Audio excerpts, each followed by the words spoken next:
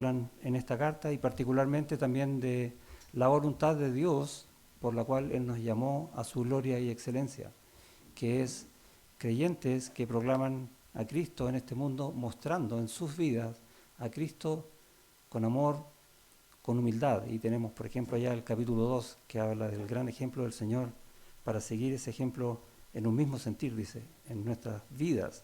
Y vamos a llegar al capítulo 4, donde nos vamos a topar con un problema que todos conocemos, Evodia y Síntique. Y suena extraño que en una carta de este tipo aparezca algo así, pero vamos a ver que no es tanto. Vamos a orar. Gracias, Señor, por tu palabra que nos enseña tantas verdades hermosas, que hace que nuestras vidas sean distintas, que solo tus hijos pueden mostrar ese amor que cantábamos recién, ese amor por el cual podemos vivir, ese amor que podemos manifestar unos a otros y mostrar a este mundo que está perdido en todo lo contrario, en egoísmo. Y queremos que hables hoy día a nuestros corazones para seguir aprendiendo de tu amor, de nuestras vidas según tu voluntad, del gozo que es estar en Cristo, de aprender a ser más humildes, de ser conformados más y más a su imagen. En el nombre de Jesús rogamos estas cosas. Amén. Unánimemente firmes es el tema que vamos a conversar hoy. Y hay dos palabras ahí, una que es unánimes, de forma unánime, esa es la idea. Y a veces unánime es un poco más de lo que nosotros entendemos. No es solamente estar juntos pensando lo mismo, sintiendo lo mismo quizás, sino que hay algo más que permanece en el tiempo. Y dice firmes, estables, sin moverse o sin ser movidos, quizás por, como dice Pablo también a los Efesios, por cualquier viento de doctrina, por ejemplo, o, como vamos a ver acá, por problemas, por situaciones complicadas. Hace poquito fueron los Juegos Olímpicos, no sé si alguien los vio, y yo vi una competencia que existe hace muchos años, pero yo nunca la había visto antes, que es los saltos ornamentales que se hacen de a dos. ¿Lo habían visto alguna vez, no? Hacer un clavado, con esa puntuación que requieren los Juegos Olímpicos, no es fácil, requiere mucha concentración y una cantidad de entrenamiento tremenda, años y años, para lograr algo parecido a la perfección. Pero hacerlo de a dos, o sea, que los dos tengan eso mismo y hagan los movimientos al mismo tiempo en fracción de segundo, yo digo, eso es imposible. Requiere mucha más concentración, mucho más entrenamiento, pero hay algo distinto a hacerlo solo, que uno depende del otro para hacerlo casi a la perfección. Y ese tipo de ejemplos nos hace ver también que lo que Dios hizo, o si quieres, como Cristo formó a su iglesia, la hizo de esa manera, unida, ¿sí o no?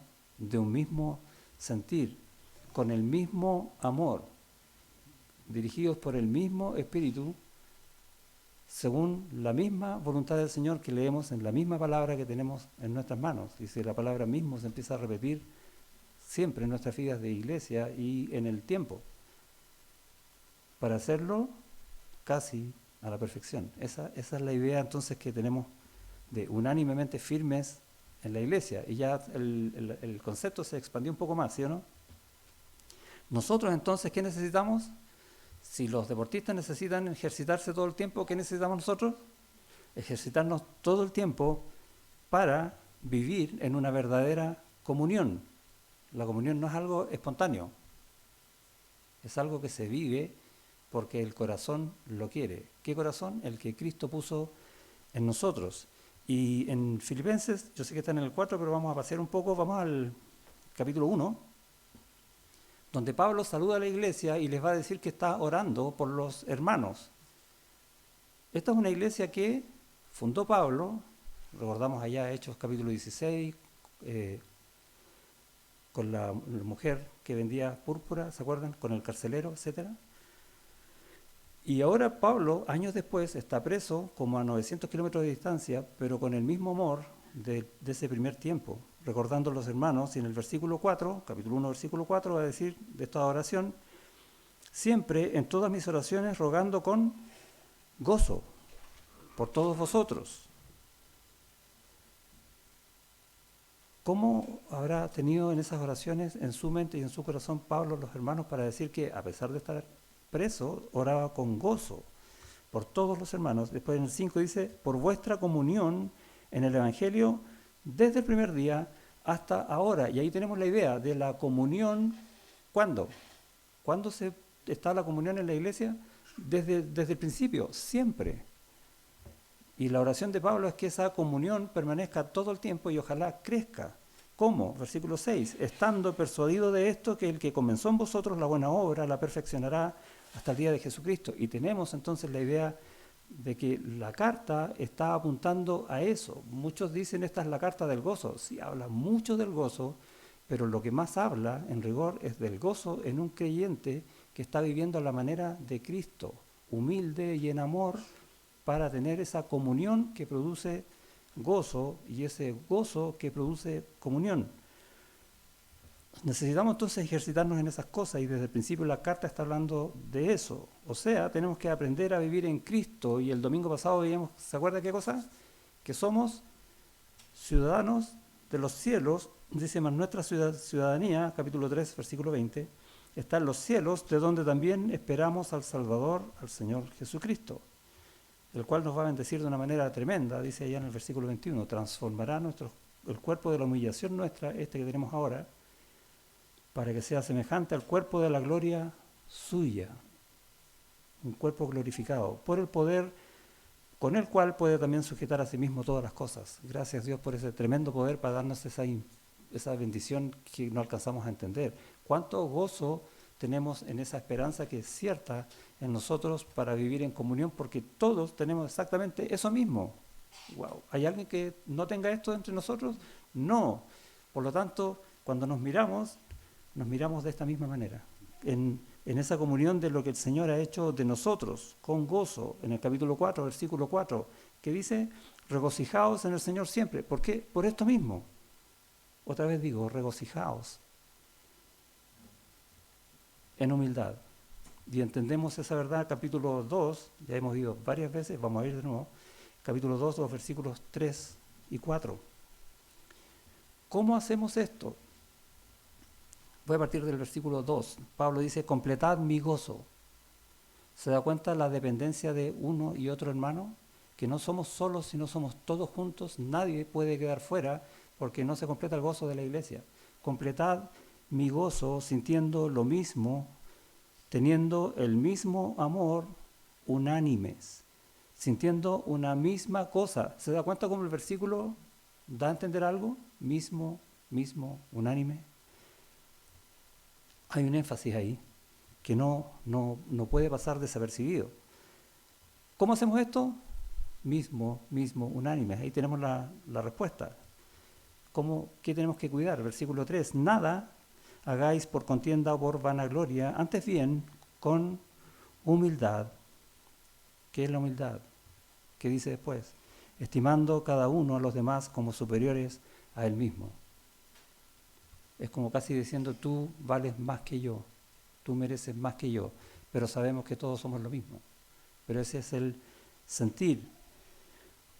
No mirando cada uno por lo suyo propio, sino cada cual también por lo de los otros. Y tenemos ese tremendo ejemplo que dio Cristo para abandonar, por decirlo así, su gloria, venir como siervo y en condición de hombre morir siendo obediente hasta la muerte y muerte de cruz.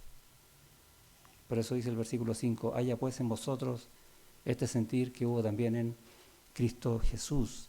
Esa es la unanimidad de la iglesia. A eso apunta toda la carta, para que cuando existan problemas, van a haber problemas, ¿no? Siempre, porque aún somos pecadores, siempre vamos a tener problemas, siempre vamos a pasar por desacuerdos. Cuando ocurran esas cosas, apelemos a lo que el Señor está haciendo en nosotros, sigamos su ejemplo y considerémonos los unos inferiores a los otros, cuidándonos y manteniéndonos firmes, cuidando la unidad con la cual Cristo hizo a su iglesia, siempre buscando eso.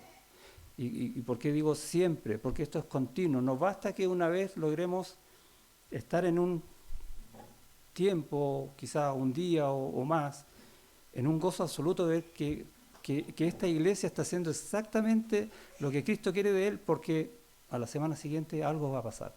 Es siempre, es un ejercicio continuo. Por eso que Pablo en el capítulo 4, versículo 1 va a decir, así que todo esto que hemos conversado, todo lo que Pablo ha escrito desde el capítulo 1 hasta el capítulo 3, tiene que estar en nuestros corazones, en nuestras mentes, en nuestra forma de vivir, para que cuando ocurra lo impensado, sepamos qué hacer y cómo hacerlo. Y es una referencia entonces, así que, preciosa a todo lo que Pablo ha dicho hasta acá, porque quiere dar un consejo que está en el corazón, en su corazón, aún él estando en necesidad en una cárcel. Pero, en el fondo va a decir, hay problemas. ¿Qué pasó? Versículo 2. Ruego a Evodia y a Síntique que sean de un mismo sentir en el Señor. O sea, no estaban en un mismo sentir. O sea, estaban en desacuerdo. Una tirando el carro para un lado y la otra para el otro.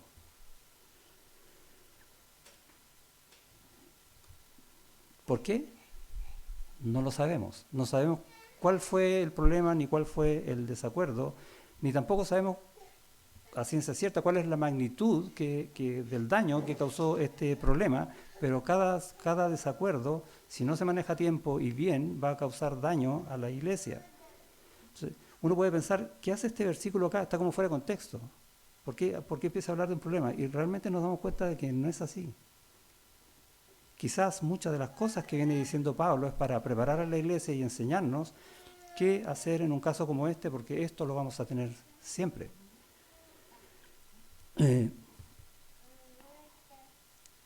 Y más encima vamos a ver otra cosa. ¿A quién está dirigida la carta? A la iglesia, en forma pública. No está dirigida, por ejemplo, como la carta a Timoteo, a una persona. Por lo tanto, el consejo va para toda la iglesia, y eso quiere decir que el problema que había con estas dos hermanas era público, ya estaba en toda la iglesia. Y Pablo, como les dije, hace rato que viene avisando o enseñando, dado que hay problemas, cómo vamos a atenderlos.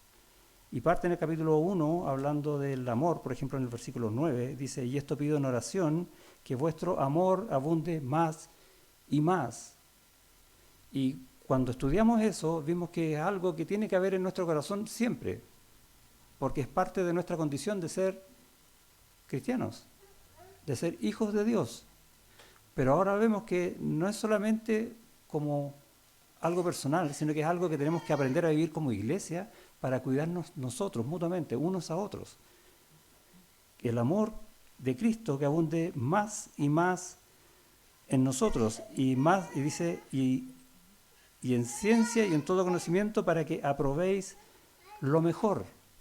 Esa es la idea. Y en el versículo 27 va a decir, solamente que os comportéis como es digno del Evangelio de Cristo, para que, o sea que vaya a veros o que esté ausente, oiga de vosotros que estáis ¿cómo? Firmes en un mismo espíritu, y repite la fórmula, combatiendo unánimes por la fe del Evangelio. ¿Por qué?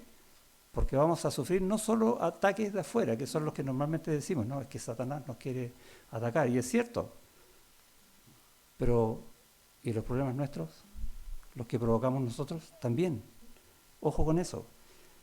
Pablo está avisando y nos está enseñando, como dije recién, a vivir a la manera de Cristo, y eso lo vimos allá en el capítulo 2, ¿para qué? Capítulo 3, versículo 15.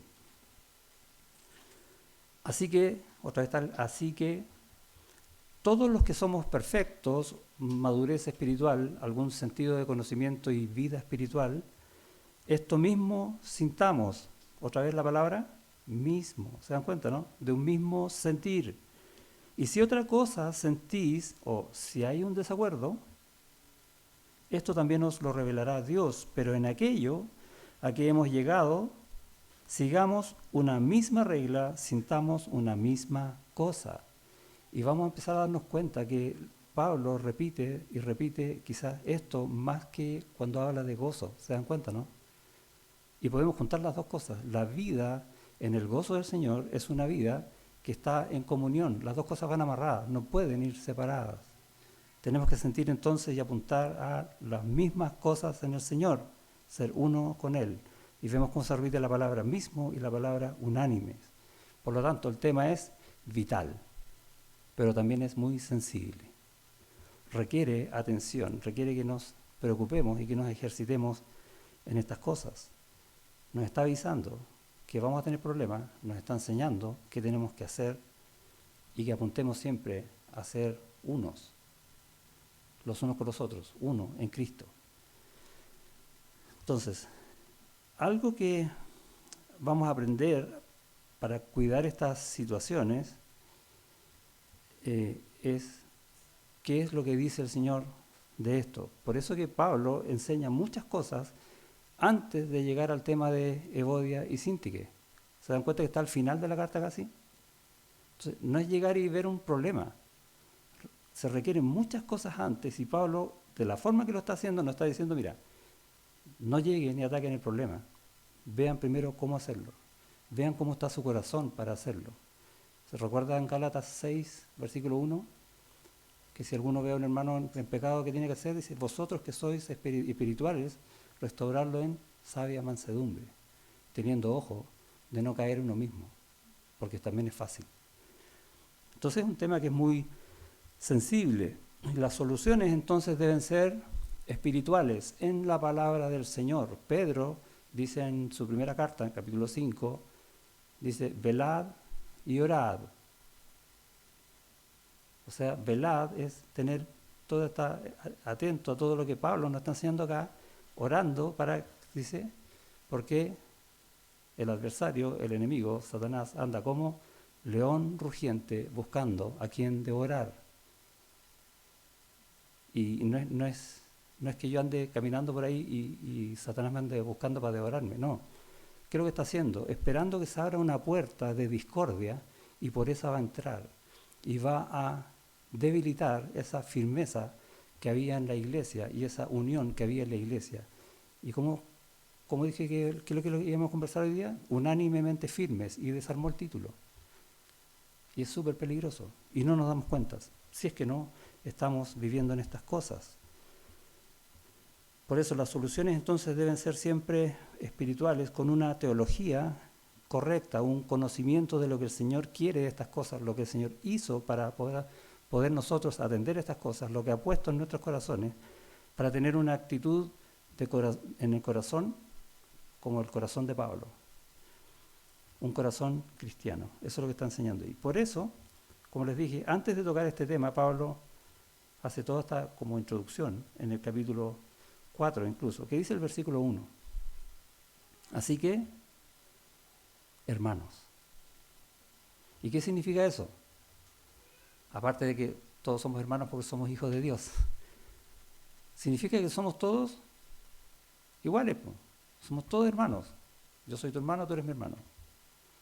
¿Por qué somos iguales? Porque eso hizo Cristo de nosotros. Él pagó un precio tremendo en la cruz para darnos vida y vida en abundancia. ¿A quién? A todos y cada uno de nosotros. Somos iguales en eso, ¿no? Y el precio que Él pagó, ¿cuánto es? Incalculable. Pero es el mismo precio que pagó por ti y por mí y nos hace iguales, ¿se dan cuenta, no? Que la palabra hermano significa eso. Entonces, ¿por qué yo voy a mirar a un hermano en menos si vale más? Y eso pasa cuando estamos en desacuerdo, ¿no? Cuando hay un desacuerdo entre hermanos, yo menosprecio al hermano. Y me olvido que es hermano y aún le digo hermano. Pero no lo tengo en el corazón como tal. Por eso esta introducción es preciosa en el versículo 1. Así que, hermanos, precio de sangre. Y después, ¿qué dice? Amados. Es como para rematarla así, wow. En una disputa, en una discordia, amado. Pero si estoy enojado con el hermano, amado. Porque no podemos vivir de otra manera, porque Dios puso por su Espíritu Santo el amor de Dios en nosotros. Está jugando con la alarma.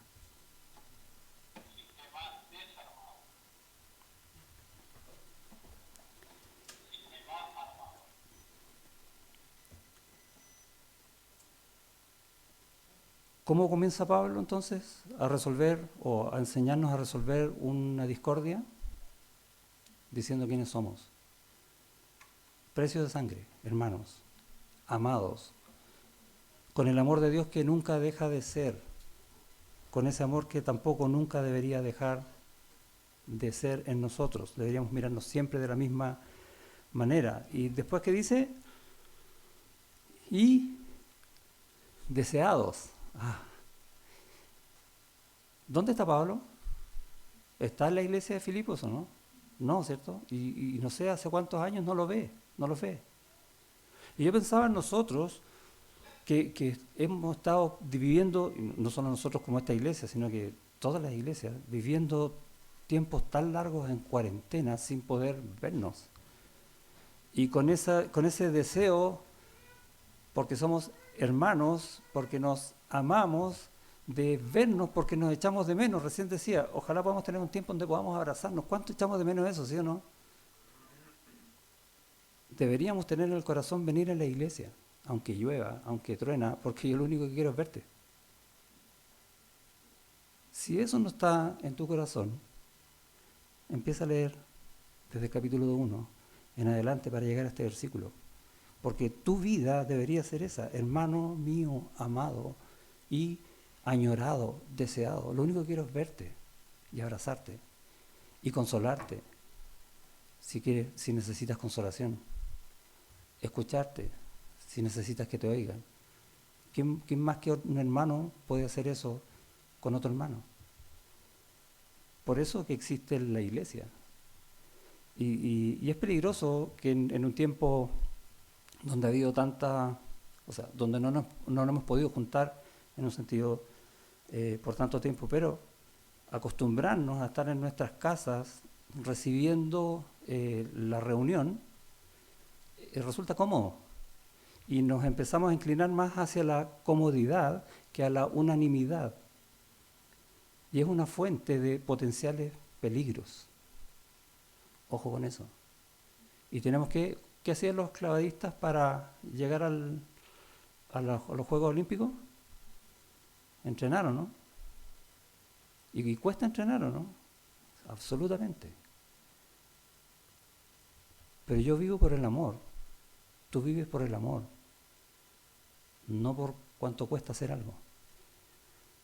El ejemplo lo dio Cristo y está en esta carta, el cual, siendo en forma de Dios, no estimó el ser igual a Dios como forma a que aferrarse. ¿Y nosotros a qué nos aferramos? A la comodidad.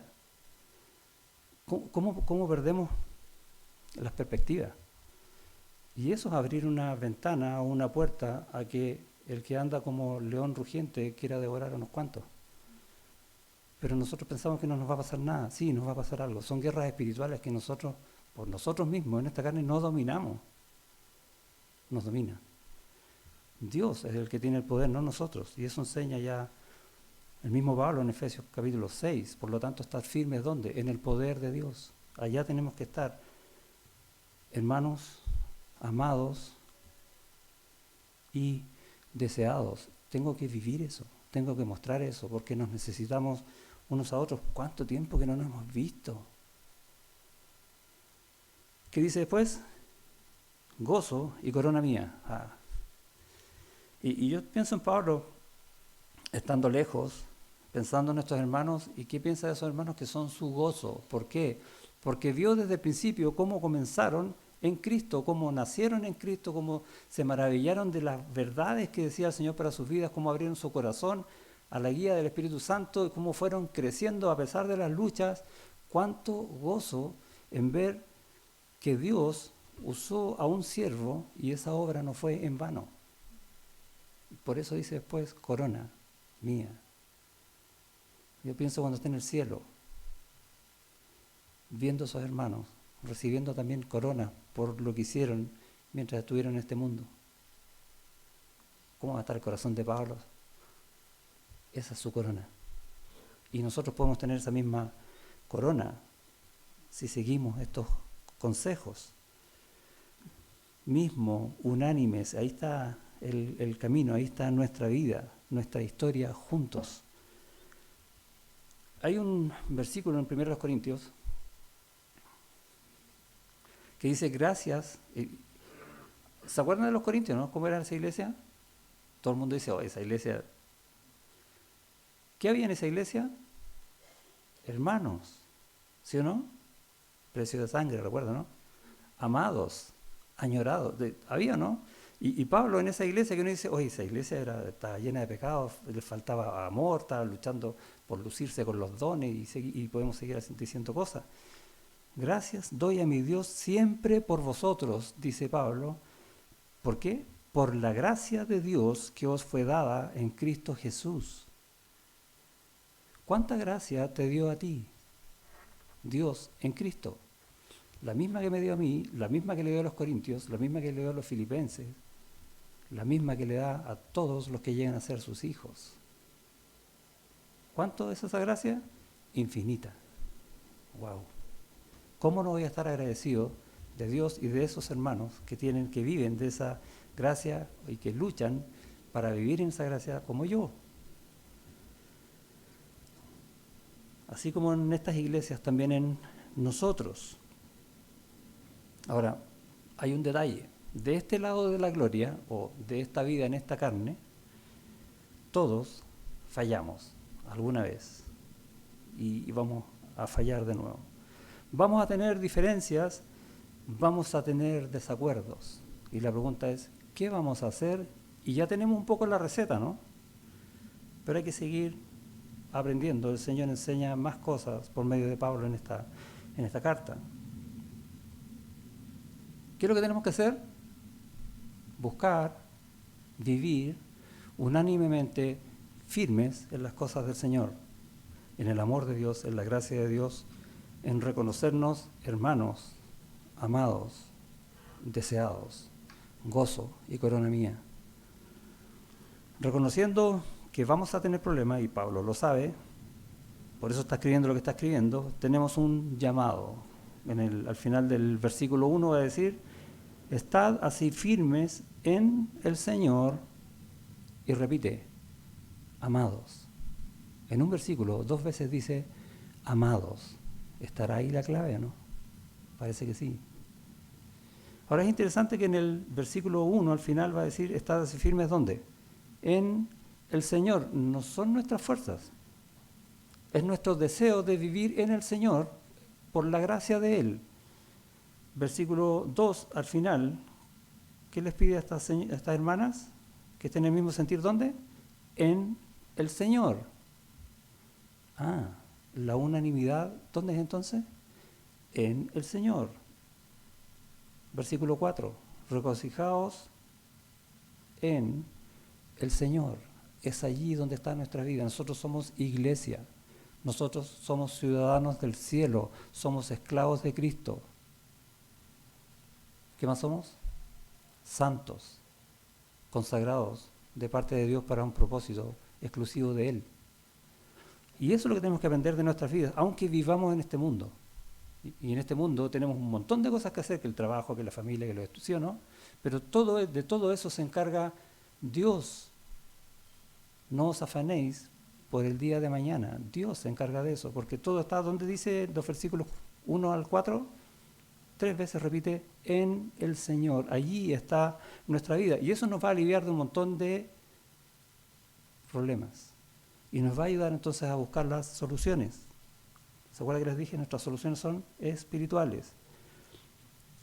Entonces tenemos este llamado a estar firmes o de otra manera inalterables. No sé si ubican ustedes a los guardias del Palacio de Buckingham, de la reina de Inglaterra, que están vestidos de rojo así con un sombrero, gorro, casco, no sé lo que es, negro alto. que son famosos porque no se les mueve ni una pestaña, ahí están, tiesos, firmes, inalterables, algo así. Esa es un poco la idea. Pero nosotros, ¿dónde? En el Señor, en su palabra, en su amor, en su gracia, todos juntos. Lo que tú eres, lo ganó Cristo en la cruz. Y es casi como una posición militar, esto de estar firmes. Y también es una posición militar el estar donde estamos. Es algo que conquistó Cristo en la cruz. Venció la muerte y el pecado. Ahí estamos nosotros. Y de ahí no nos movemos. Eso es lo que está diciendo. Somos un terreno conquistado por el Señor. Pero el enemigo, como les dije, es hábil para mover un poco la tierra y hacernos caer. Y el peligro es constante. Y a veces nosotros ayudamos a debilitarnos a nosotros mismos. La forma en que el enemigo va a usar para debilitar a la iglesia es la misma iglesia. Y es triste, pero es verdad. Por lo tanto, no solo tenemos que tener los ojos abiertos, sino que tenemos que tener un corazón dispuesto a hacer.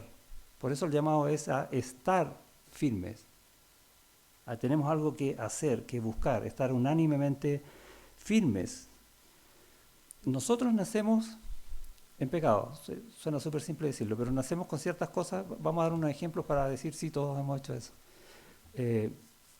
Sobre todo los que hemos tenido hermanos, yo sé que no todos tienen hermanos, algunos son hijos únicos, pero de hecho yo tengo un hermano gemelo más encima. Y cuando éramos chicos nos servían postre. ¿Y qué hacía uno? Tomaba el plato del postre y lo comparaba con el hermano a quien se le dio más a uno que a otro, ¿sí o no? Es que a mi hermano le dieron más. ¿Quién es el culpable de eso? La mamá que sirvió el postre. ¿Y cómo miro a mi hermano? También lo miro mal, porque él tiene más que yo. Entonces los culpables, no solamente el que sirvió, sino que también el que tiene más. Todos son culpables menos yo. ¿Somos así o no? De chiquitito. Una torta, esas tortas que tienen unos marrasquinos, estas cerezas, pero cada tanto, ¿no? Y le sirven, y a uno le llega, y a mí no me llegó nada. Lo puro merengue nomás. Son ejemplos simples, pero en el tiempo eso se va sofisticando, pero el fondo es exactamente el mismo. Y de hecho el marketing usa eso para decir que tú puedes más, que tú puedes tener cosas que no todos tienen. ¿Sí o no? Porque eso es lo que yo quiero. ¿Se dan cuenta cómo ni siquiera nos damos cuenta cómo el mundo nos envuelve en eso mismo? Porque somos o nacemos, traemos eso de fábrica. De hecho, no me quiero meter en política, pero los políticos hacen exactamente lo mismo, ¿no? Yo te voy a dar esto y esto otro. No, como es eso, mira cómo te tienen. Y se producen divisiones y las estamos viviendo. Porque somos así. Es que la culpa es de los políticos. No, mírate tu corazón. Tú caes en eso. Empezar a incluso odiar a otros por eso. Es terrible. O sea, empieza por una guinda de una torta y puede terminar en matar a otro. Las divisiones, los desastres, comienzan por cosas muy pequeñas que están en nuestro corazón. No las inventó alguien, están ahí. Aunque seamos salvos, están ahí. Y tenemos que reconocer esta verdad. Pablo está enseñándonos eso. Mira tu corazón si está realmente humilde en Cristo, si es capaz de hacer lo mismo, seguir ese ejemplo, ese mismo sentir que hubo también en Cristo Jesús. Esa es la tabla de salvación que tiene nuestro corazón, no es otra. ¿Se acuerda que siempre la culpa es del otro? Es que la mamá me dio menos postre y porque él tiene más que yo. Los otros son culpables, los otros son los malos. Cuidado con eso. ¿Qué somos nosotros? ¿Qué dice Pablo en el versículo 1? Hermanos míos, el mismo precio pagó Jesús por ti. Y qué rico que lo haya hecho porque eres mi hermano. Eso es lo que está diciendo. No importa que tú tengas más que yo. ¿Qué va a decir Pablo? Si fuera Pablo, dice, yo me gozo en eso, ¿sí o no? Y hacia allá tiene que apuntar nuestra vida, no a celos, no a envidia, no a cosas de este mundo, no a esas cosas con que veníamos de fábrica y Cristo las rompió en una cruz. Entendamos eso. Pueden haber problemas de doctrina, de hecho los hay, y los ha habido por cientos de años en la iglesia, que cómo se hace la estructura, la organización de la iglesia, que unos creen esto. Ahora, lo ideal es que no hayan diferencias de doctrina en doctrinas fundamentales, que por ejemplo que Cristo resucitó, que todos tengamos absoluta confianza y certeza de eso, sino que somos nosotros. Pero si hay alguien que viene con una doctrina distinta, bueno, el mismo Pablo lo atacó, ¿no? Pero hay doctrinas en las que, o voy a decir mejor, enseñanzas que aparecen en la Biblia que no necesariamente vamos a estar de acuerdo, pero aún así, que son menores, digamos, pero aún así, esas no nos deberían separar, no deberían ser un estandarte para decir, es que tú piensas eso y estáis mal, y hasta aquí no me llego contigo. Porque es lo mismo. No. No todos vamos a aprender las cosas que enseña Dios en su palabra al mismo tiempo. No todos tenemos la misma madurez para verlo, ni la misma forma de entenderlo. ¿Qué cosa va a superar esas diferencias? El amor. Nuevamente, el orar unos por otros, el aceptar estas diferencias. ¿Por qué? Porque en lo mayor sabemos que nos vamos a ver en el cielo para vivir en plena gloria, con un amor total, en la gracia, tal como queremos hacerlo ahora, ¿no? Porque ahora lo vamos a hacer distinto. ¿Se dan cuenta? Que a veces estamos casi como buscando la excusa para hacer divisiones. No. Desacuerdos van a haber siempre. Ser unánimes no significa ser iguales. Les dije que tenía un hermano gemelo. Somos para nada, somos parecidos por fuera. Y sería eso nomás. Pero todos somos muy distintos. Sin embargo, seguimos siendo hermanos. Si eso es la carne, mucho más en la iglesia, mucho más en el espíritu, hermanos en el espíritu. O a veces pueden ocurrir situaciones que, desgracias por decirlo así, que nos desilusionen, que nos desanimen. Y eso también puede producir diferencias.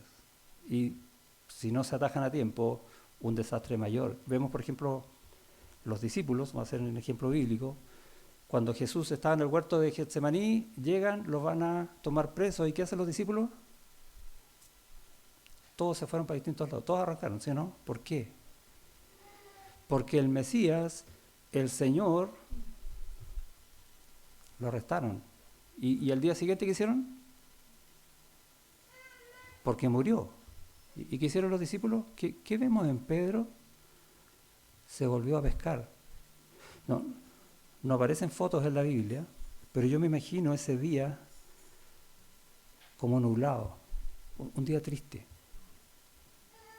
¿Y los otros discípulos dónde estaban? ¿Qué sé yo? Me imagino esa situación. ¿Por qué? Porque todo lo que pensaron se les desarmó. Siendo que Cristo le había anunciado varias veces antes que era necesario que Él muriera para que resucitara, pero se les olvidó. Se dan cuenta que dejar la palabra de lado, y yo siempre digo, aunque sea un día, va a hacer que cualquier problema, cualquier cosa chica, sea grande. Somos creyentes incrédulos. ¿Han escuchado alguna vez eso, no? ¿Somos creyentes? Sí, creemos en el Señor, pero somos incrédulos ¿por qué? Porque debiendo vivir por fe, vivimos a veces más por vista. ¿Por qué? Porque necesitamos esa seguridad que nos da ver las cosas, tocar las cosas, hacer las cosas, y nos cuesta entonces aprender a vivir en dependencia del Señor. Y el Señor dice, no, yo quiero que tú vivas por fe. ¿Y qué va a hacer para eso? Va a probar nuestra fe, que siendo más preciosa que el oro, va a ser pasada por fuego, dice Pedro. ¿Para qué? Va a probar nuestra fe para que sea hallada en honra y alabanza a Cristo. Y lo va a hacer, y lo vamos a pasar mal. ¿Qué vamos a hacer? ¿Vista? ¿Seguridad? No.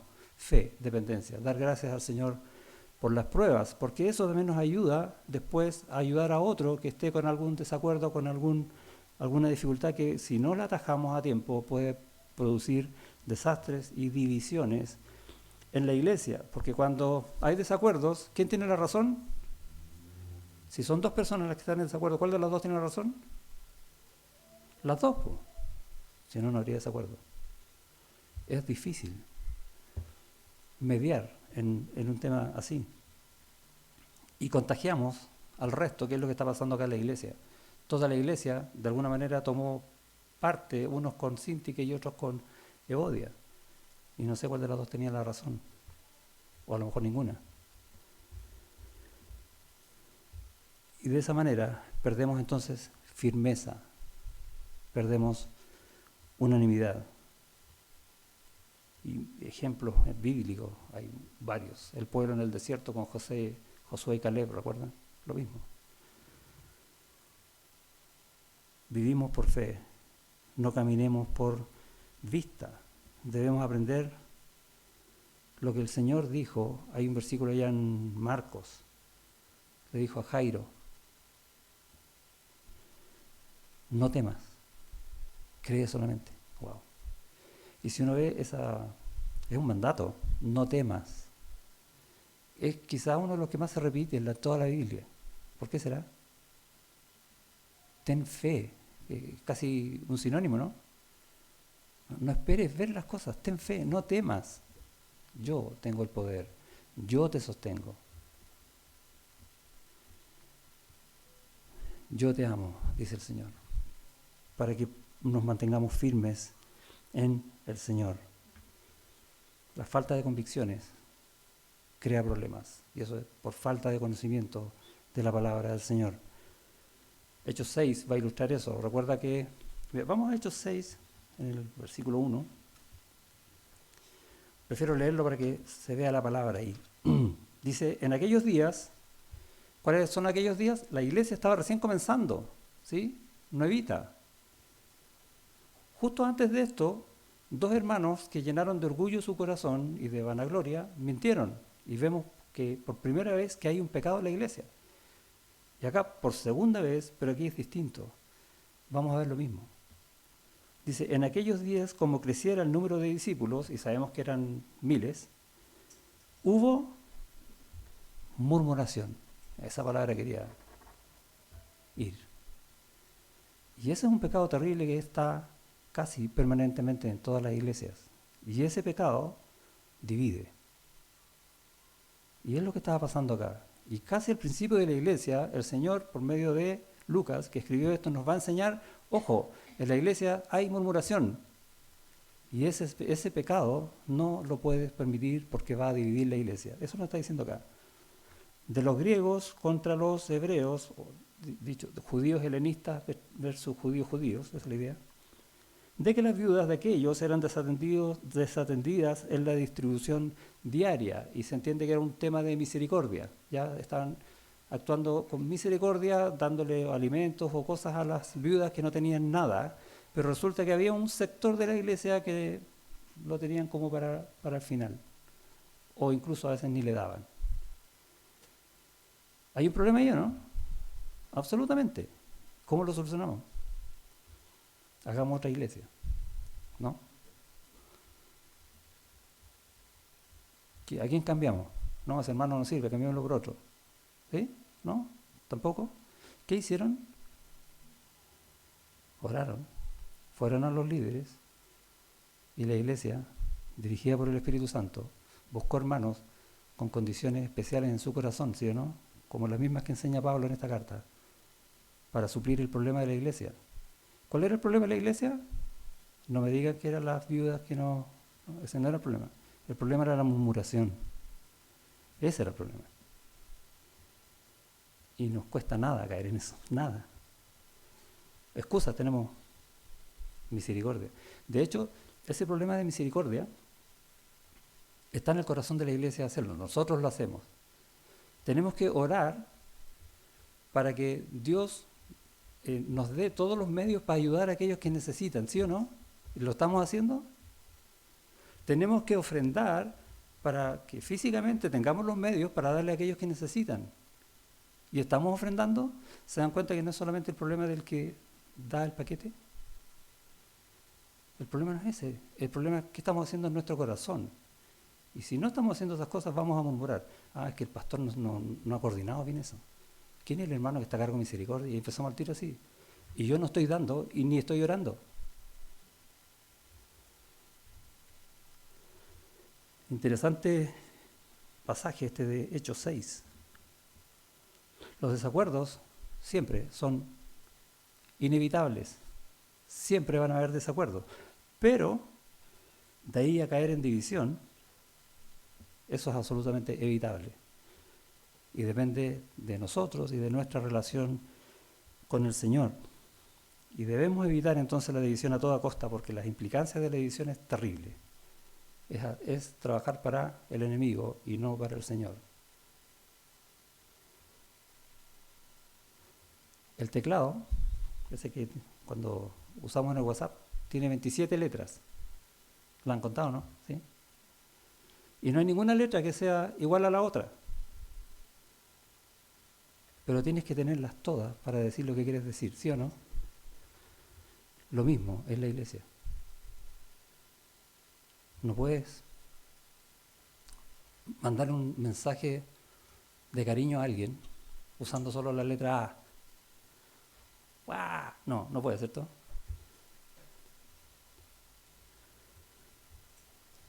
Evodia y Syntyche enseñan que incluso siendo ejemplares, el riesgo de perder la firmeza existe.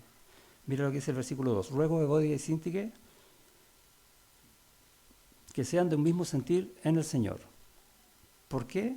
Y es interesante porque en el original dice ruego a Evodia y ruego a Syntyche, a las dos por igual, que busquen algo que sí pueden alcanzar, estar en un mismo sentir. Asimismo, versículo 3, te ruego, te pido también a ti, compañero fiel, no sabemos quién es ese compañero fiel, que ayudes a estas que, y aquí las describe, combatieron juntamente conmigo en el Evangelio, con Clemente también y los demás colaboradores míos, mira cómo las llama, cuyos nombres están en el libro de la vida. Wow. Uno podría esperar que diga, mira, ruego que saques un tiempo a esta hermana de la iglesia porque están causando puros problemas. No, ¿cierto?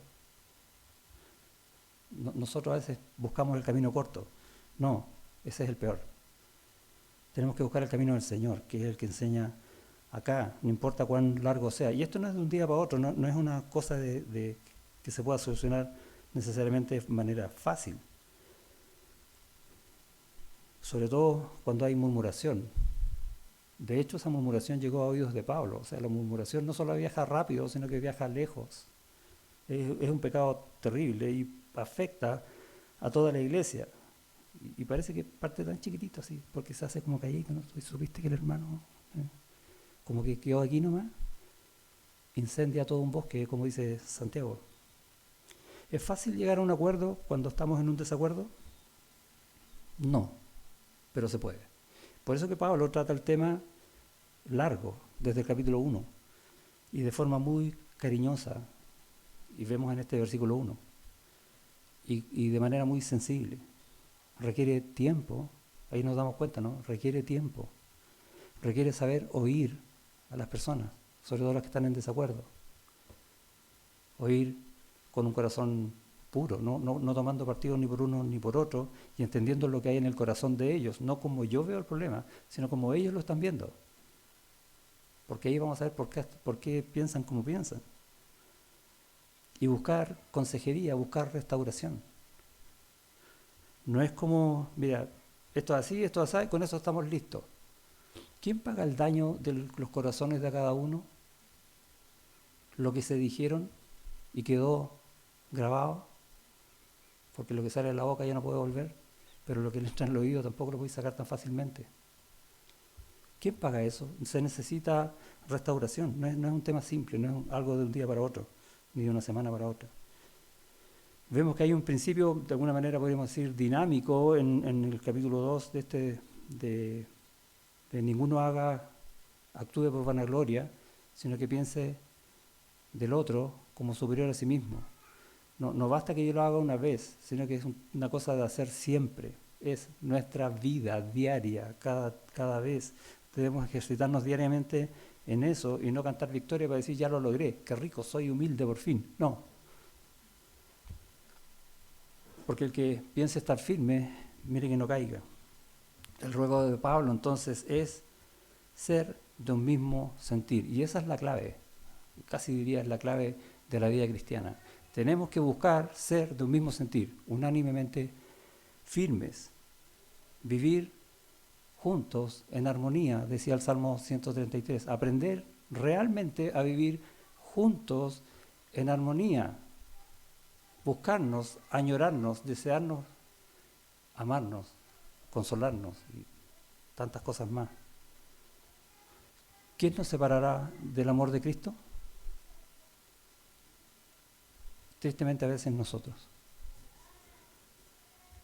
Tenemos que ser sabios. Hay un pasaje en la carta a Santiago que habla de la sabiduría. En el capítulo 3 dice, pero la sabiduría que es de lo alto es primeramente pura, después pacífica, amable, benigna. ¿Te das cuenta de las cosas que tienen que ver en nuestro corazón para actuar sabiamente y evitar que un desacuerdo se transforme en algo peor?